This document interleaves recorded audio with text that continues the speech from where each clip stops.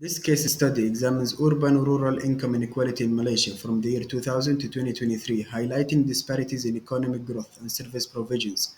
While cities like Kuala Lumpur and Penang have advanced rapidly, rural areas lag behind, exacerbating poverty and social mobility issues. The study evaluates government interventions, including rural development programs and infrastructure improvements, and their effectiveness in addressing these disparities. It also explores the link between income inequality and economic growth, assessing current strategies and proposing measures for more equitable development nationwide. Income inequality in Malaysia is closely tied to regional disparities between advanced urban areas and less developed rural regions. Cities like Kuala Lumpur, Penang, and Johor Bahru thrive with industries such as electronics, finance, and services, offering high paying jobs. In contrast, rural areas remain reliant on low wage agriculture and primary industries with limited infrastructure, education, and healthcare access. Historically, Malaysia's economy centered on rubber, tin, and palm oil, while industrialization and urbanization supported rapid urban growth. Regions like Sabah and Sarawak lagged, remaining dependent on farming, despite government initiatives to address rural inequality. Challenges persist, exacerbated by digitalization and technological advancements. Malaysia's early economy was dominated by agriculture and natural resources, contributing to widespread poverty and inequality after independence. These issues shaped the new economic policy (NEP) designed to reduce poverty across ethnic groups and restructure the economy for a fairer income distribution, particularly in rural areas. The NEP also focused on industrialization, establishing free trade zones and attracting foreign direct investment to drive urbanization. While these policies reduced poverty to some extent, the gap between rich and poor persists. Urban centers benefit from better infrastructure, education, and high paying jobs, while rural areas lag due to limited industrialization, poor resource access, and weak economic diversification. For instance, the palm oil sector, though export driven, has not significantly improved rural wages or living standards, highlighting a missed opportunity for value addition in agriculture. Income inequality remains a challenge in Malaysia, with urban areas benefiting more from economic growth in high-tech, finance, and services. Rural areas, however, continue to struggle with limited education, social services, and modern infrastructure, hindering their full economic potential. The government's policies focusing on rural development, digital transformation, and infrastructure improvements provide hope for reducing these disparities. Efforts to boost farming, encourage self-employment, and expand internet access in rural areas are key to narrowing the income gap. Addressing these inequalities while ensuring balanced and inclusive development will be crucial for Malaysia's future economic progress. Studies on income and wealth inequality in Malaysia highlight significant gaps in income and poverty levels across urban, suburban, and rural regions, influenced by the diverse ethnic population. Urban centers like Kuala Lumpur and Penang benefit from faster economic growth, industrialization, and better access to quality education and healthcare, resulting in higher earnings. In contrast, rural areas face lower incomes, higher poverty rates, limited job opportunities, agricultural dependence, and geographic isolation. Policies such as the new economic policy aimed to alleviate poverty and create opportunities for disadvantaged groups, but achieved mixed results. The 11th and 12th Malaysia's plan focused on infrastructure development and equity growth, with emphasis on improving rural economies. While these initiatives and safety nets like BSH have reduced poverty to some extent, the income gap between urban and rural areas remains significant, with rural regions lagging in economic progress. Understanding income inequality and regional disparities in Malaysia can be aided by several economic theories. New classical economic theory attributes income differences to the unequal distribution of human capital, with urban centers attracting skilled individuals due to education and economic opportunities, offering higher wages. The dual economy model highlight the divide between the advanced technological urban sector and the subsistence agriculture-based rural sector, fostering inequality. Human capital theory suggests that education and training improve average wages and reduce poverty, explaining the urban rural divide.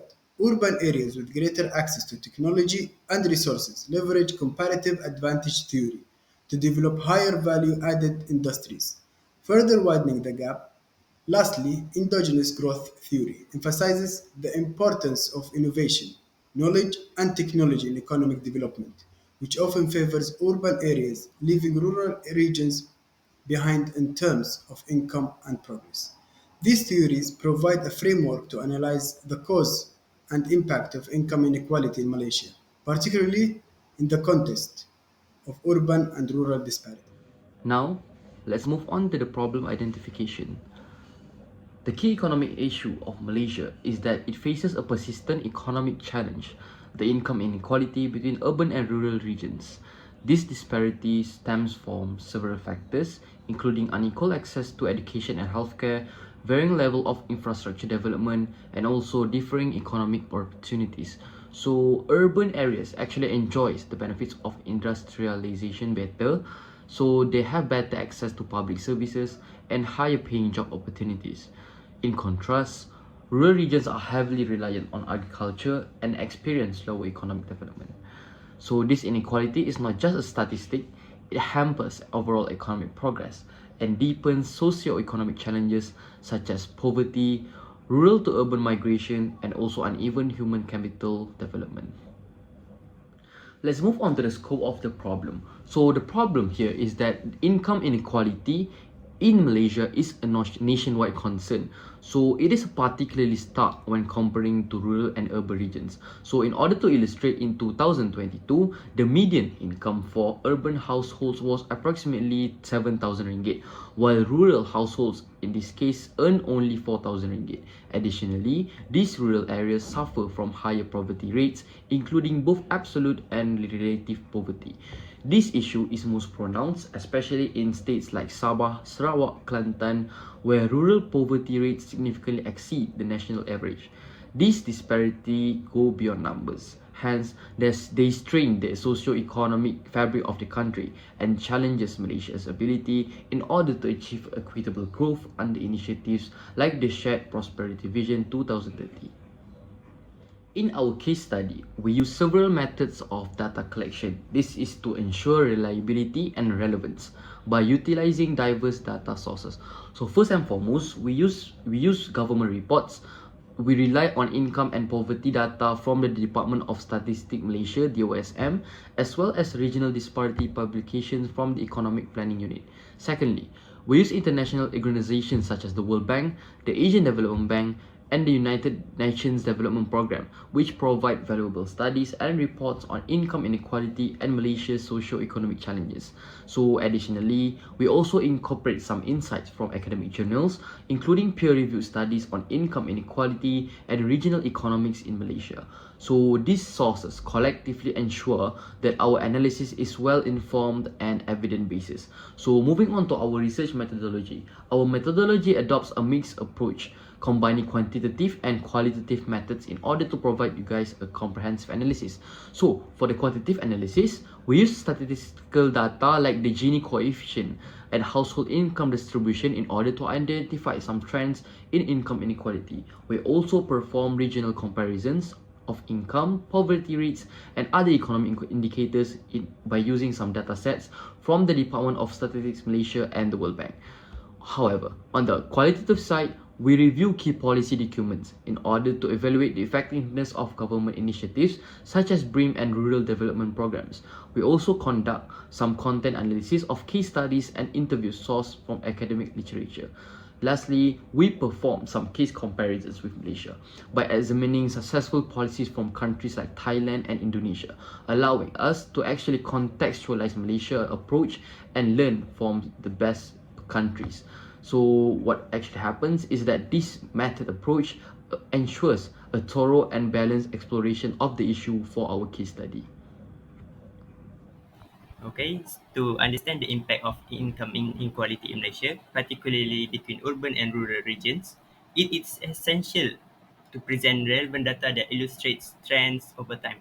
The following table summarizes key statistics related to income levels, poverty rates and employment figures from in 2022. So from the table, we can see that national average household income is median is RM 6,338, while the mean is RM 8,479.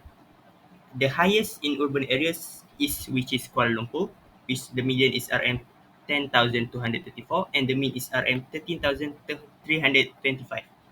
While the lowest is rural areas is Kelantan, which median is RM 3,614, while mean is RM 4,885. So the Gini coefficient improvement that we can see is in 2002, in 2000 is 0.54 to 0.939 in 2023. So the next is the economic analysis. We can discuss about the urban area and rural areas. Urban area centers benefit from superior education, healthcare, and infrastructure, while rural areas rely on agriculture limits economic growth. How does this happen? High technology and finance sector drive urban prosperity, while rural areas lack technological innovation and digital transformation. How does this impact the economy? We can see that from the GDP growth with limited purchasing power in rural areas. The next impact is employment. High rural unemployment due to fewer opportunities. And for investment, you can see that rural areas data business investments. And in trade, urban areas dominate global market integration. Next, we move on to government policies and initiatives. The Malaysia government has implemented several policies which aim at addressing income inequality. The first policy is New Economic Policy (NEP), which focus on poverty reduction and equality. The second one is Malaysia Plans, which 11 MP and 12 MP, which focus on infrastructure and rural economic development. Both these policies have the same goals, which bridging urban-rural gaps, improving education, and healthcare access. Both these policies have impact on the economy, which NEP reduced poverty but didn't fully bridge income gaps, while Malaysia plans, which have infrastructure projects under these Malaysia plans, have limited employment impact. The issues come is bureaucratic inefficiencies and resource allocation challenges. To further address income inequality in Malaysia, we can consider the policy recommendations. Such the first one, we can invest in rural education to enhance human capital. We can also promote economic diversification, which is not only in agriculture but beyond agriculture. Also, we can expand the digital transformation in infrastructure in rural areas. And the last one, we can support rural urban connectivity to facilitate growth. Hey, so let's focus on discussion. 8.1 Comparative Analysis. Malaysia focus on large scale infrastructure such as NEP, Malaysia plans. This has limited grassroots involvement. Thailand decentralizes industrial zones, reduces urban mitigation and migration. Indonesia direct village funds allocation and community driven initiatives. The key insight is that Malaysia needs a hybrid approach, combining top down infrastructures and with a bottom up community empowerment. 8.2 Challenges and opportunities. Challenges: uneven policy implementation. Second, dependence on agriculture. Third is digital or infrastructure divide. Opportunities that we can see from this is that we can leverage technology for agriculture and digital entrepreneurship. Second is that we can enhance the rural education, healthcare, and also internet access. Third is align strategies with the shared prosperity vision, SPV 2030. 8.3 we can do future outlooks, such as we can focus on areas such as digital transformation to boost rural entrepreneurship, bridging gaps in education and also infrastructure. And three, we can inclusive sustainable in rural urban rural linkage. The global trends is that digital economy and shifting trade dynamics as growth opportunities. Let's start off with the last, which is conclusion 9.1, which is the summary of findings. Urban rural disparities remain a major challenges. Urban areas also thrive in high value sectors, for example, finance and also technology. Rural regions rely on low wage agriculture and lack of infrastructure. Policies like NEP and Malaysia plans reduce poverty but fail to close the income gaps. Structural issues, which is uneven resource allocation and policy inefficiencies. Let's start off with a 9.2 implication for policymakers. Priorities, which is improve rural education and healthcare access, diversify rural industries beyond agriculture. Don't just focus on agriculture but other aspects as well so that we can achieve the NEP and also Malaysia Plan's SPV 2030 and also promote digital transformation and better urban rural connectivity.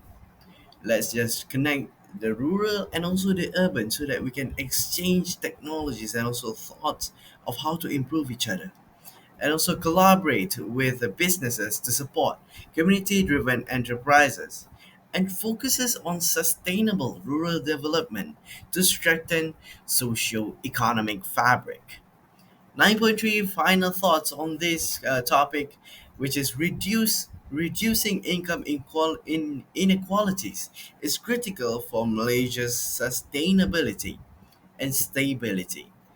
Multifaceted strategies needed, such as technology, education, and also infrastructure reforms.